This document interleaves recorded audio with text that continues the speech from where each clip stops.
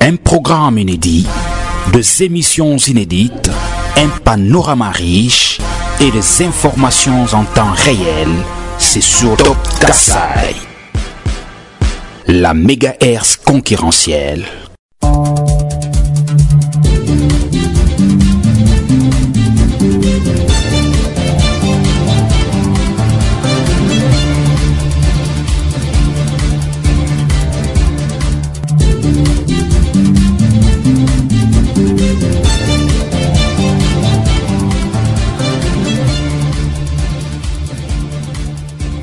Chers auditeurs et auditrices, merci d'être à l'écoute de Top Kasai et bienvenue à cette session d'information qui commence par ce titre.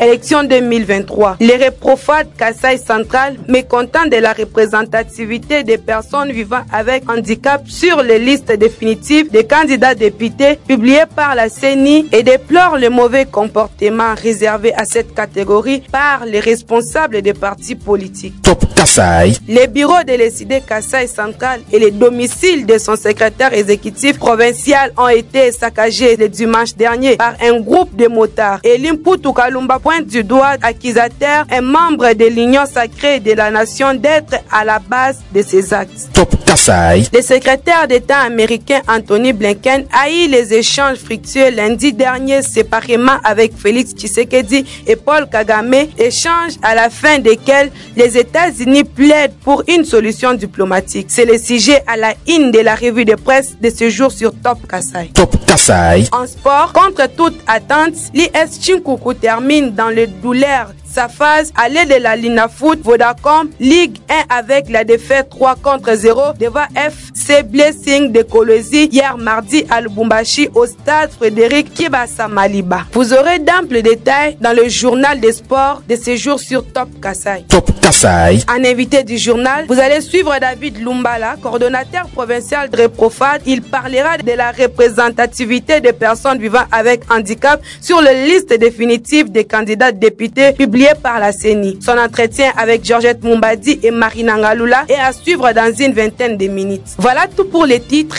Les détails, c'est soupé.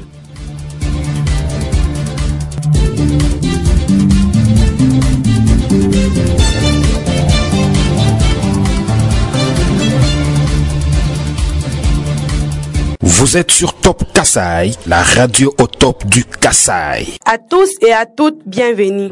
Le coordonnateur provincial des organisations de personnes vivant avec handicap pour le développement s'est dit très mécontent de la représentativité des personnes en situation de handicap sur les listes définitives des candidats publiées par la CENI. David Lumbala, qui déplore ce mauvais traitement des responsables des partis politiques en excluant les personnes de cette classe, invite ses pairs de participer et élire des personnes qui peuvent plaider pour eux et aux responsables des partis à bannir la discrimination. David Lumbala, coordonnateur provincial du Reprofade, est au micro de Georgette Mumbadi et Marina Ngalula. La liste a été publiée et nous l'avons reçue avec beaucoup de peine, beaucoup d'inquiétude du fait que les personnes vivant avec handicap ont postulé, tant au niveau national que provincial. Et fort malheureusement, toutes nos candidatures ont été déclassées. Pour quelles raisons, on ne sait pas pourquoi. Surtout que toutes les personnes qui ont postulé avaient un niveau intellectuel considérable. Par là, je parle de licence et graduat. Et on se demande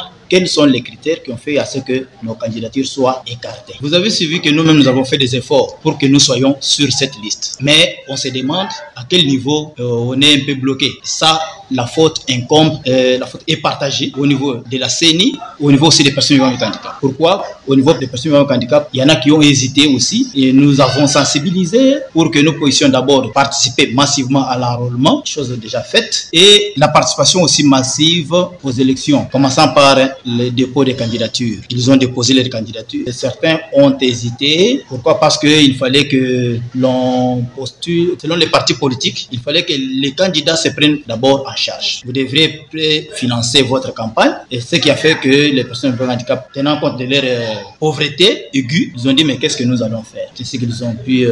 Beaucoup n'ont pas postulé. Notre regret est que les 5 qui ont postulé n'ont pas été retenus. C'est aussi une façon de décourager beaucoup plus cette couche. C'est ce que nous demandons à ceux-là qui ont le pouvoir d'organiser les élections, particulièrement la CENI, de bien vouloir revoir cette façon de faire à la prochaine occasion. Nous voulons que la candidature des personnes handicapées, si elle est jugée jugée dans les critères, qu'elle soit retenue sans problème, sans condition. Et puis, une femme leader et membre du Conseil provincial de la femme déplore la faible représentativité des femmes sur les listes définitives des candidats députés provinciaux et nationaux aux élections du 20 décembre prochain. Dans un entretien avec nos reporters, Jacqueline Tiwabwa invite les femmes qui se sont retrouvées sur les listes d'être fortes et ne pas avoir peur de la souffrance plutôt qu'elles s'inventent en faisant les choses intéressantes pour pouvoir attirer l'attention des électeurs, surtout de ne pas se chamailler sur le terrain entre elles pendant la campagne électorale. Jacqueline Tiwabwa est au micro de Deborah Mubanga. Il est évident que depuis quelques jours, la centrale électorale dans notre pays a rendu disponibles les listes définitives des candidats au processus électoral à différents niveaux, notamment au niveau national et au niveau provincial. Nous continuons encore à attendre que les listes définitives pour l'électorat au conseil communal soient rendues aussi disponibles. De manière générale, on peut dire que oui, il y a quand même la présence de la femme sur ces listes à différents niveaux, qu'il s'agisse même du niveau présidentiel, du niveau national ou même du niveau provincial. Il y a des femmes qui sont candidates à ces élections-là. Donc la femme est présente. Avant d'arriver au fait qu'il y a moins de femmes, j'aurais voulu que les auditeurs de Top Kasai comprennent d'abord que la centrale électorale en République démocratique du Congo a réceptionné 26 dossiers pour l'élection du président. Et cette même centrale a rendu aussi public les listes définitives de candidats à l'élection du président. Sur le 26, il y a juste 2 femmes. C'est moins même de 20%. Parce que 10% c'est 2,6 et 20% c'est 8,6. Mais il y a juste deux femmes. Donc c'est moins même de 10%. Au niveau de législative nationale, nous avons juste 17% de femmes. Et au niveau de législative ou au niveau de la députation provinciale, pour la RDC, les femmes sont présentes seulement à 28%. Et si on fait référence à la loi sur la parité qui consacre 50% de femmes, 50% des hommes, il y a lieu de dire qu'effectivement, il y a un faible pourcentage de femmes qui se sont présentées à ces différentes étapes des élections générales à venir. Autre nouvelle, les responsables du Conseil régional des zones G de développement Krong félicitent les centres kassaïens pour leur attitude réservée à Martin Fayulu Madidi lors de son arrivée à Kananga. Il y a quelques jours, Albert Kyungu, à lors d'une interview, remercie la population pour n'avoir pas créé les incidents et invite les autorités locales à tenir à cette décision visant à sécuriser tout politicien durant cette période électorale. Albert Kyungu est au micro de Kamwanga Munana Frank.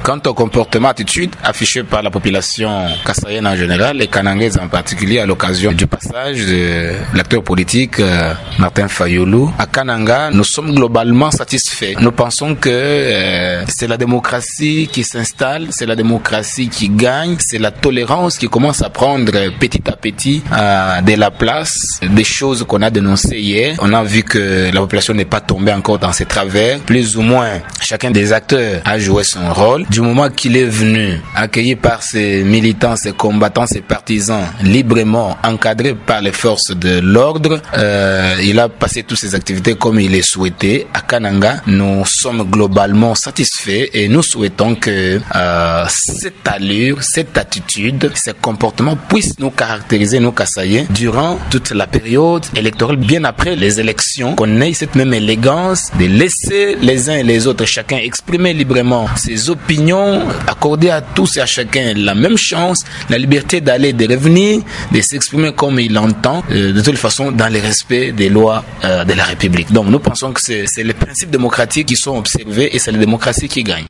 Les informations en temps réel, c'est sur Top Kasai. Comme annoncé dans les titres, quelques motards ont saccagé dimanche dernier le bureau de l'ECD et le domicile du secrétaire exécutif de ces partis politiques réclamant les frais de location de leur moto qui était parti à l'accueil de Martin Fayulu Madidi, autorité morale de cette formation politique lors de son arrivée à Kananga. En réaction, Elim Poutou Kalumba alias Kayeke accuse un membre d'un parti politique de l'Union sacrée d'être à la base de ces menaces. En effet, il invite les autorités provincial et judiciaire a diligenté les enquêtes pour que ces bourreaux répondent de leurs actes. Suivez Elim Poutou dans ses propos recueillis par Marina Ngaloula et Georgette Mumbadi. Après un moment, j'allais laisser le président élu à l'aéroport avec tous ceux qui l'avaient accompagné. Mais les motards, certains ont prouvé de quoi ils sont criminels. Quand vous n'avez pas eu votre argent, si réellement vous avez été avec nous dans le cortège, il a été dit chaque moto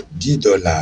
Et cela a été fait. Nous avions demandé nos réunions faites avec les responsables des motards que nous n'allons pas vous donner l'argent. L'argent, on va donner aux motards parce qu'ils se plaignent en disant que toutefois, quand vous donnez notre argent entre les mains de nos responsables, on coupe et nous ne trouvons pas la totalité.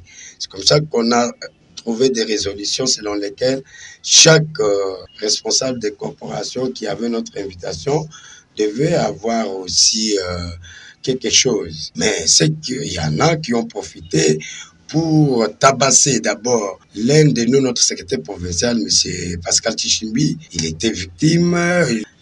Comme on n'avait plus de choix, on les a identifiés. Au lieu de 100 motos, nous sommes allés à 200 motos, allez-y comprendre. Et les infiltrés ce sont ces infiltrés-là qui n'avaient pas de nom, qui sont allés casser ma maison, casser les bureaux, aucun document resté au bureau, toutes les chaises. Donc je suis victime, je me plains à travers votre micro. Un tel comportement, ça ne peut pas continuer comme ça. Et nous demandons au gouvernement provincial de revoir cette façon de se comporter de nos motards. Un membre de Congo Positif qui a plus instrumentalisé les motards, qui a proliféré des choses, des insanités envers nous, envers même le président. Donc, ce gars-là de Congo Positif, il est bien identifié, il doit répondre parce qu'il est à la base de cette décision méchante. Toujours en politique, la plainte des avocats de la Mouka déposée contre le gouverneur du Kasaï central, John Kabeya, à la Cour de cassation suite à ses propos tenus lors du meeting Djigé Tribalo séparatiste, ne cesse de susciter des réactions dans la classe politique du Kasaï central. La dernière en date est celle de Jodel Kachama, président fédéral de la CDTI, parti membre de l'Union sacrée de la nation, qui fait savoir que le gouverneur n'a pas incité la population à la haine tribale. Il souligne par ailleurs que la plainte est mal orientée en mettant le nom de l'ex-gouverneur du Kasaï oriental, Mathias Kabeya Machi Abidi, à la place de Kabeya Chikaïdjon. Cette désorientation prouve insuffisance d'un acharnement contre le gouverneur du Kasaï central. Jodel Kachama le dit à Moubanga Deborah. C'est un non-événement, c'est un papier sans fondement.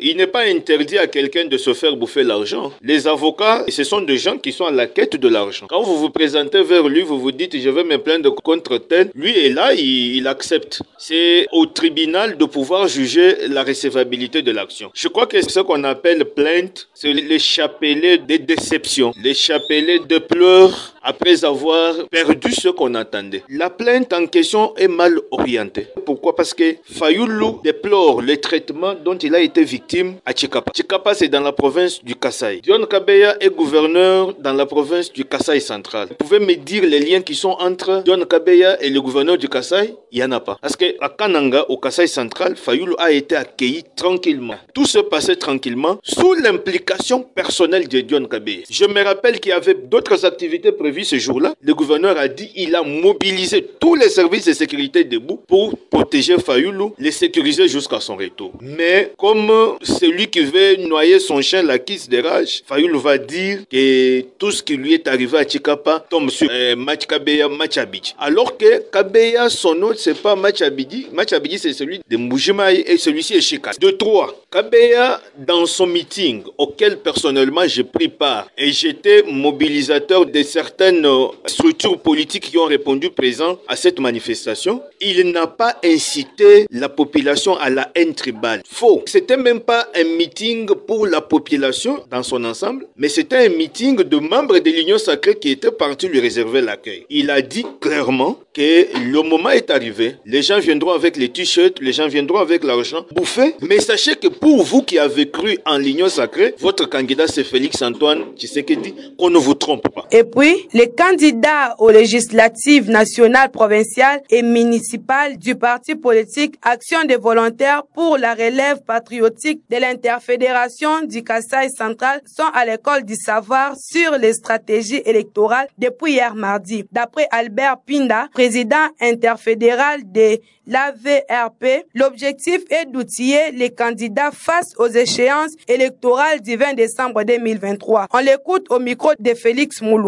Le 20 décembre, nous serons appelés à présenter nos candidats en compétition pour l'élection à tous les niveaux. Alors c'est pour cela, parmi les moyens que nous devons disposer, c'est la capacitation de nos candidats. C'est pour cela nous avons arrêté l'organisation d'un séminaire de renforcement des capacités en matière électorale. Ce séminaire a bel et bien commencé aujourd'hui, comme nous l'avions annoncé, avec un expert indépendant, ingénieur Désiré Ilunga Kalala, qui a outillé pour la première séance nos candidats des notions sur le calcul des seuils naturels, seuils de représentativité, seuils de répartition des sièges. Et vous avez vu, les candidats étaient plongés dans une ambiance. Ils ont compris comment ça se fait quand on est dans un regroupement, quand on est dans un parti politique, quand on est indépendant. Nous avons encore projeté la formation des témoins parce que les témoins sont des personnages très importants pour gagner nos élections. Alors, est-ce qu'il y a un constat que vous avez pu réaliser au courant de ce séminaire?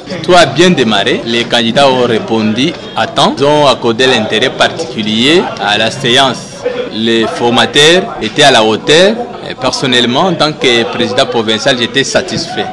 Et j'invite les candidats qui n'ont pas répondu aujourd'hui à rejoindre l'équipe parce que nous aurons un deuxième expert qui pourra compléter l'expert de la journée et sur d'autres notions qui sont très importantes et inscrites dans les innovations de la loi électorale. De son côté, Désiré, facilitateur à cette formation de 2 jours, invite les participants à mettre en pratique les matières apprises sur les calculs du seuil électoral. Il est une fois de plus au micro de Félix Moulumba. Nous pouvons retenir qu'il est important actuellement, dans l'ossature actuelle, où il y a beaucoup de compétitions sur terrain, que chaque candidat et chaque regroupement politique puisse avoir la notion sur les calculs des seuils de représentativité légale, parce que les élections se gagnent dans les regroupements et dans les partis politiques. Cela va permettre aux regroupements et aux partis politiques de se préparer en conséquence pour qu'à la fin qu'ils puissent obtenir les résultats escomptés. Est-ce que vous pouvez faire un briefing sur la matière du jour? La matière était portée sur les calculs des seuils de représentativité. Comme vous le savez, la CENI, avec la loi en vigueur, a fixé un seuil pour les élections à tous les niveaux, les élections législatives nationales et législatives provinciales. Alors, il est important qu'un parti politique ou qu'un regroupement politique puisse savoir comment ces calculs se font pour qu'ils mettent les batteries en marche et pour bien se préparer. Parce que les calculs des nombres de répartition des sièges est fait sur base des partis politiques ou regroupements politiques qui sont retenus et qui ont obtenu un seuil requis par la CENI selon la loi qui est en vigueur. Fin de cette première partie de vos nouvelles. Mesdames et messieurs, dans la seconde, vous aurez droit à la revue de presse, au journal des sports ainsi qu'à l'invité du journal. Top Kasaï. Revue de presse. La revue de presse est avec toi, Déborah Moubanga. Bonjour Déborah. Bonjour Catherine. Tension RDC-Rwanda. Après échange avec Tshisekedi et Kagame, les États-Unis plaident pour une solution diplomatique. Titre Politico.cd, n'est-ce pas vrai Déborah Moubanga? Oui, ces médias indiquent que le secrétaire d'État américain Anthony John Blinken s'est entretenu lundi 6 novembre séparément avec le président de la République démocratique du Congo, Félix Antoine Tshisekedi, et son homologue rwandais Paul Kagame. Selon les bribes d'informations recueillies auprès du département d'État américain, avec les 2 chefs d'État, Anthony Blinken a discuté de la situation instable et de l'aggravation de la crise humanitaire le long de la frontière entre le Rwanda et la RDC. Le secrétaire a plaidé en faveur d'une solution diplomatique pour résoudre les tensions entre les 2 pays et a exhorté chaque partie à prendre des mesures pour désamorcer la situation, notamment en retirant les soldats de la frontière, en Racheri, la communication du département d'État américain consulté par Politico.cd. Bien que Kinshasa ne veut pas envisager un quelconque dialogue avec les M23 soutenus par Kigali, la communauté internationale, quant à elle, insiste et réitère depuis plusieurs mois ses appels à une solution diplomatique pour interrompre l'escalade de violence dans l'est du pays, mais aussi désamorcer les tensions diplomatiques entre la RDC et le Rwanda. Mi-octobre dernier, l'administration Biden insistait déjà pour une solution politique et non pas militaire. À cet effet, les États-Unis enjoignaient toutes les parties à adhérer pleinement aux accords conclus dans le cadre des processus de médiation régionaux récents, comprenant les cessez-le-feu observés depuis le 7 mars 2023. Une démarche également empruntée par la communauté de développement de l'Afrique australe SADC lors de la réunion extraordinaire du sommet de ses chefs d'État et de gouvernement en chargeant Joao Lourenço, président de l'Angola et président en exercice de cette organisation sous-régionale avec le concours de la Trioca de l'organe, de redoubler d'efforts diplomatiques auprès de la RDC et du Rwanda afin de parvenir à une paix durable en RDC. Dans un autre registre, Congo Synthèse rapporte le tweet d'Esther Mbikai, titre candidature commune de l'opposition. C'est Fayoulou qui mérite, contrairement à Katumbi qui a beaucoup reçu du pouvoir. Ce tabloïd note que selon Steve Bikai, président du parti travailliste PT, il est impertinent de la part de Moïse Katumbi et d'autres candidats de demander à Martin Fayoulou de les soutenir pour la candidature commune de l'opposition en vue des élections présidentielles de 2023. Bikai soutient que Katumbi a largement bénéficié du pouvoir en place, contrairement à Martin Fayoulou, le président national de l'engagement pour la citoyenneté et le développement SID. C'est impertinent de la part de Moïse Katumbi, Denis Mukwege, Augustin Matata et consorts de demander à Martin Fayoulou de les soutenir pour la candidature commune de l'opposition. Moïse Katumbi a beaucoup réussi du régime pendant que Mafa était resté dans l'opposition, écrit-il sur son compte Twitter. Bikai affirme que Martin Fayoulou mérite d'être le candidat commun de l'opposition en raison de son parcours politique qui, selon lui, est plus cohérent et honorable que celui des autres candidats. Il souligne qu'il est important de prendre en compte les parcours et l'expérience politique des candidats lors de la sélection d'un candidat commun pour représenter l'opposition. D'après Mbikai, précise ces médias, Fayoulou est un choix plus légitime en raison de son engagement et de sa lutte incessante pour un changement politique positif en République démocratique du Congo. Quand Matata était Premier ministre, Mafa s'opposait à Joseph Kabila et Denis s'est pavané à travers le monde. Logiquement, c'est Martin Fayoulou qui mérite d'être candidat commun de l'opposition pour affronter Fachi le 20 décembre, a-t-il Racheri. Cependant, il est important de noter que cette opinion est celle de Steve Bikai et ne reflète pas nécessairement l'avis de l'ensemble de l'opposition ou des autres partis politiques. Le choix d'un candidat commun pour l'opposition est un processus complexe qui implique des négociations et des compromis entre les différents acteurs politiques. Il est donc essentiel de prendre en compte différentes perspectives et opinions lors de la prise de décision finale. Le 20 décembre 2023 se précise de plus en plus.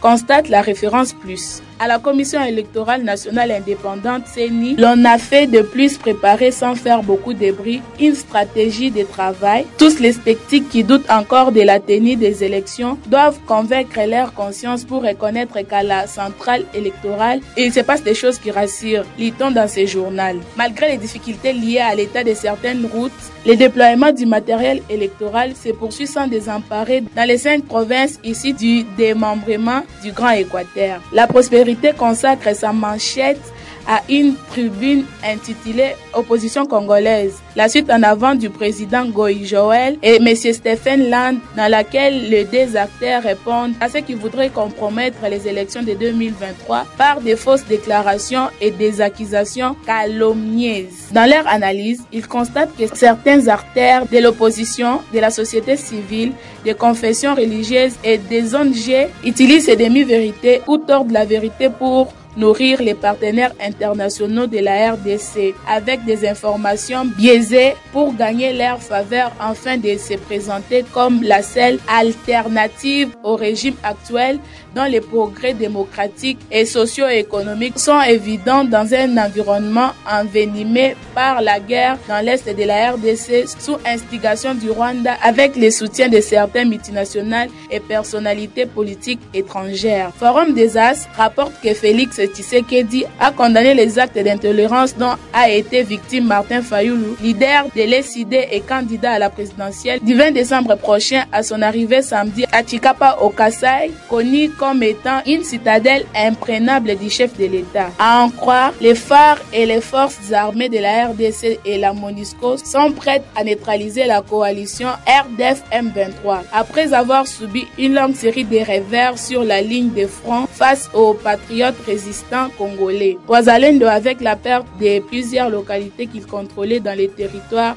de Rutshuru, Irangongo et Masisi, les soldats rwandais regroupés sous le label RDF et leur supplétif du M23 tentent depuis le dernier week-end de reconquérir quelques-unes d'entre elles. Mais plusieurs sources renseignent que les forces du mal viseraient en réalité la ville de Goma, qu'ils considèrent comme le principal symbole du pouvoir central de Kinshasa dans cette partie du pays. C'est tout pour la revue de presse de ce jour. Merci de l'avoir suivi. Merci à toi Déborah pour cette présentation de la revue de presse. Top Kasaï, le sport, les sports. Les informations des sports, on en parle avec toi Fidèle Mbaye. Bonjour Fidèle. Bonjour Catherine, très chers amis sportifs, bonjour. Contre toute attente, l'IS Chinkuku termine dans le douleur sa phase à l'aide de la Linafoot Vodacom Ligue 1 avec la défaite 3-0 devant FC Blessing de Kolwezi. Qu'en est-il Fidèle?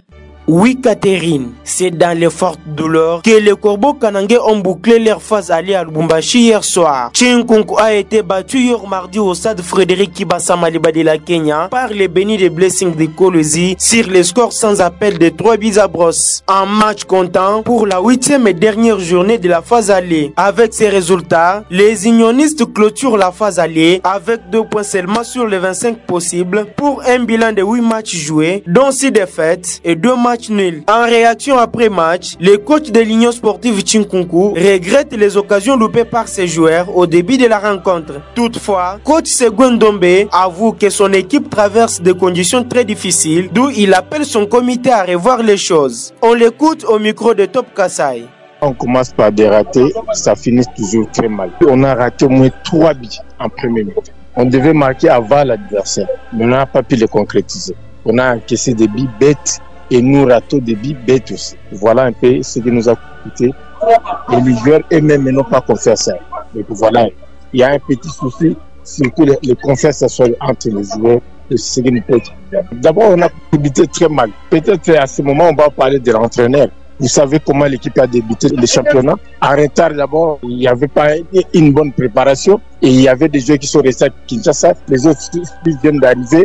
Et vous verrez même que Sissoko est tombé malade, Armé est tombé malade avant cette rencontre. Mais on les a récupérés, mais on n'a pas rien. On n'a pas rien. Il y a le découragement qui s'installe, mais toutefois, on n'a pas rien. On doit continuer à travailler. Moi, en tant qu'entraîneur, je ne désespère pas. On doit parler avec les joueurs, on doit se conscientiser, on doit travailler sur rien, mettre du sérieux, c'est tout. Et les dirigeants doivent nous accompagner, quel que soit le niveau que nous sommes en train de vivre pour l'instant. Il y a beaucoup de choses qui ne marchent pas dans l'équipe. Par ailleurs, Marius Keshilunga, analyste sportif de la ville de Kananga, demande au comité de Chinkuku de revoir les choses avant qu'il ne soit tard, tout en montrant que ces résultats du match contre Blessing mais annule l'incompétence du comité de Corbeaux Kanangais. Il est également au micro de Top Kasaï. Oui, monsieur le journaliste, c'est déjà un très mauvais résultat, un résultat catastrophique pour ne pas dire médiocre de notre très chère équipe Chinkuku. Je vois qu'il y a des problèmes sérieux et que les dirigeants de Chinkuku puissent voir qu'est-ce qu'il faut pour élever un peu la pente. Sinon, logiquement, Chinkuku sera relégué dans la 2e division, ce qui ne sera pas une bonne chose. Je crois qu'ils ont le temps de faire une réunion. Il faut que les comités fassent une réunion, qu'on voie quels sont les problèmes majeurs qui font à ce que Chinkuku puisse toujours avoir les mauvais résultats. s'il faut voir au niveau du staff technique, c'est bien de revoir. S'il faut voir pour la motivation des joueurs, tous ces éléments ici entrent en ligne de compte pour que l'équipe soit beaucoup plus efficace. Donc il faut qu'on puisse voir sur le plan financier, sur le plan administratif, sur le plan technique aussi, parce que ça inclut tout. Parce que la phase de retour est là avec beaucoup de matchs aussi. Mais c'est bien de revoir les choses pour recadrer les tirs. Et jusqu'à ce niveau, ça laisse à dire que Chinkunku a un comité inefficace, un comité incompétent, parce que les résultats est en train d'expliquer cela. Sachez que Chinkunku joue son premier match de la phase retour le dimanche 12 novembre prochain contre FC Saint-Éloi Lupopo à 15h pile au stade Frédéric Kibasa Maliba. Et puis à la deuxième division de la Lina Foot zone centre-sud groupe A. 2 matchs étaient au programme hier mardi à Mbujimaï au stade Chikisha de la Bondine 4. En première explication, l'association sportive Malola y raison du FC Ngamouk de Lomami sur la note d'un but à 0. L'unique réalisation de ces matchs porte la signature du joueur Bakampenda. Et puis en deuxième explication, l'association sportive Saint-Luc de Kananga a envoyé aux études la formation de l'Océan Pacifique de Mbujimaï. 0 but à 2 était le score final. Les 2 buts des Saints de l'abattoir ont été marqués par les joueurs Bitangalo et Divin Kambeya, tous deux transfuge de l'ACK. Avec ces résultats, Saint-Luc totalise 12 points sur 21 en 7 matchs joués, tandis que l'AS Malolé à son tour compte désormais 13 points sur les 18 possibles en 6 rencontres livrées. Sauf changement des dernières minutes, très chers amis sportifs, Malolé regagne la ville de Kananga ce mercredi, tandis que Saint-Luc est obligé d'attendre sa rencontre face à Ngamouk ce week-end. Pour ce mercredi 8 novembre 2023, le programme prévoit 2 matchs au stade de jeunes de Katoka. À 13h, FC KMB joue contre Kundoi de Mbujimaï et à 15h, ACK reçoit Kano Winners de la même ville. Voici les top 5 de la Ligue 2 pour la zone de développement centre-sud. Premier, Malolé avec 13 points sur 18. Deuxième, Saint-Luc avec 12 points sur 21. Chikase est troisième avec 9 points sur 9. La quatrième place est occupée par AS Bantou avec 7 points sur 15 et ACK clôture les top 5 avec 6 points sur 15. Terminons au niveau local avec cette information. À l'entente urbaine de football de jeunes de Kananga FK U17 en sigle, 2 matchs étaient également au programme hier mardi au stade de jeunes de Katoka. À 14h, FCK Junior a perdu 1 contre 0 face à Chitenge et à 16h, AS Academy a battu la formation de Saint-Bernard sur le même score. Fin complète de ce journal de sport. Très chers amis sportifs, merci de l'avoir suivi. Merci à toi Fidèle Mbaï pour cette présentation des informations des sports. On se retrouve à la prochaine édition. Top Kassai, invité du journal. Notre invité du journal, c'est David Lumbala, coordonnateur provincial d'Ireprofad, qui s'entretient avec Marina Ngaloula et Georgette Mumbadi au sujet de la représentativité des personnes vivant avec handicap sur les listes définitives des candidats députés publiées par la CENI. Suivez leur entretien. David Lumbala, bonjour. Bonjour madame la journaliste. Vous êtes défenseur des droits des personnes vivant avec handicap au Kassai central. Il y a quelques jours, la CENI a rendu publique la liste définitive des candidats provinciaux et nationaux pour les élections de décembre prochain. Est-ce que les personnes vivant avec handicap sont-ils présents sur cette liste? Merci beaucoup madame la journaliste de la question. La liste a été publiée et nous l'avons reçue avec beaucoup de peine, beaucoup d'inquiétude du fait que les personnes vivant avec handicap ont postulé tant au niveau national que provincial. Et fort malheureusement, toutes nos candidatures ont été déclassées. Pour quelles raisons? On ne sait pas pourquoi. Surtout que toutes les personnes qui ont postulé avaient un niveau intellectuel considérable. Par là, je parle de licence et graduat. Et on se demande quels sont les critères qui ont fait à ce que nos candidatures soient écartées. Selon vous, qu'est-ce qui empêche à cette catégorie de personnes d'être nombreuses sur ces listes? Vous avez suivi que nous-mêmes nous avons fait des efforts pour que nous soyons sur cette liste. Mais on se demande à quel niveau on est un peu bloqué. Ça, la faute incombe, la faute est partagée au niveau de la CENI, au niveau aussi des personnes vivant avec handicap. Pourquoi? Au niveau des personnes vivant avec handicap, il y en a qui ont hésité aussi et nous avons sensibilisé pour que nous puissions d'abord participer massivement à l'enrôlement, chose déjà faite, et la participation aussi massive aux élections, commençant par le dépôt des candidatures. Ils ont déposé leurs candidatures. Et certains ont hésité. Pourquoi? Parce qu'il fallait que l'on postule, selon les partis politiques, il fallait que les candidats se prennent d'abord en charge. Vous devrez préfinancer votre campagne. Et ce qui a fait que les personnes avec handicap, tenant compte de leur pauvreté aiguë, ils ont dit mais qu'est-ce que nous allons faire? C'est ce qu'ils ont pu. Beaucoup n'ont pas postulé. Notre regret est que les 5 qui ont postulé n'ont pas été retenus. C'est aussi une façon de décourager beaucoup plus cette couche. C'est ce que nous demandons à ceux-là qui ont le pouvoir d'organiser les élections, particulièrement la CENI, de bien vouloir revoir cette façon de faire à la prochaine occasion. Nous voulons que la candidature de personnes handicapées, si elle est jugée dans les critères, qu'elle soit retenue sans problème, sans condition. Quel message lancez-vous à vos pairs par rapport à ces processus électoraux? Je demande aux personnes vivant avec handicap qui me suivent partout où elles sont de participer massivement aux élections qui viennent. Ils vont participer comment? Ils vont élire des personnes capables de porter haut notre cri. Et cela sur base de discours qu'on ne tienne pas compte des biens matériels. Je sais que pour le moment, les gens viendront avec des cahiers, avec des t-shirts, avec des savons, avec des képis, l'argent, ainsi de suite. Mais tout ça, ça ne peut rien compter. Ça ne peut pas être compté. Nous devons tenir compte du discours. Qu'est-ce que la personne qui sera élue va faire pour nous? C'est ainsi que je demande aux amis qui me suivent de bien vouloir tenir compte du discours et aller massivement voter. Aller massivement voter. Et puis, par rapport à nos candidatures, je sais que prochainement, ce qui nous est arrivé, bon, c'est déjà arrivé, nous sommes écartés, aucune personne vivant avec handicap n'est sur la liste, mais que prochainement, que ça ne nous décourage plus, que nous puissions faire tout pour être enregistrés à un grand nombre. Et aussi à la CENI, vraiment, de tenir compte de cette catégorie parce que nous voulons que nous soyons représentés à différents niveaux de prise de décision.